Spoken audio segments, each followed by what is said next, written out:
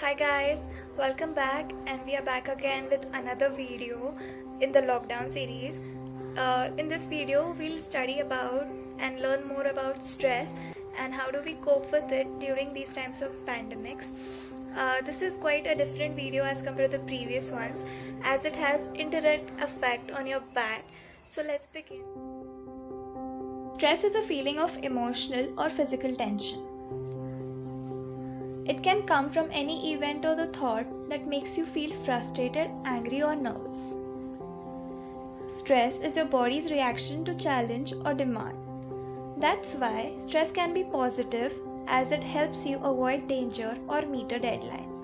When you sense danger, whether it's real or imagined, body's defenses act in rapid automatic process, that is the fight or flight response. Now let's see what does stress do to your body. Your body reacts to stress by releasing hormones. These hormones make your brain more alert, help you handle the situation.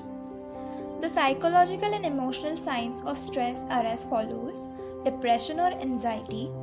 The second is anger, irritability or restlessness. Next is unmotivated or unfocused nature, trouble sleeping or oversleeping, constant worry, and last is making bad decisions. Stress and anxiety go hand in hand. So let's see what anxiety is. Anxiety is feeling of fear, dread and uneasiness. Anxiety may give you a boost of energy, but for people with anxiety disorders, fear is not temporary. So let's detoxify ourselves and cope the stress and anxiety and be happy. As we know, COVID-19 has spread across the world. Life is filled with uncertainty, especially in times like these. Dealing with uncertainty in pandemic has become a major goal. Now let's see the role of uncertainty in life. It has increased uncertainty over economy, employment, relationships, physical and mental health. Fear and uncertainty can leave you feeling stressed, anxious, and powerless over the direction of life. Learning to cope with uncertainty is the utmost priority, so don't panic. There are healthier ways to cope with uncertainty. That begins with adjusting your mindset. First, take action over the things you can control in life. Second, challenge your need for the uncertainty. Third, learn to accept uncertainty of life. Fourth, focus on the present and live in the present. Fifth, build resilience and stay strong. Remember the 4 A's: avoid, alter, adapt and accept. Sixth, make time for fun and relaxation. Seventh, manage your time better with hobbies. Eighth, learn to relieve stress in the moment. You see, one of the speediest ways to stamp out stress is to engage your senses. It can be done by the following. First, recognize when you are stressed and observe your breath and muscles. Listen to your body.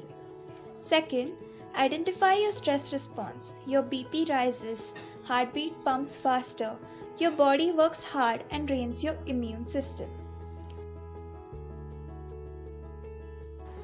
Third, bring your senses to your rescue. You first need to identify the sense that works best for you.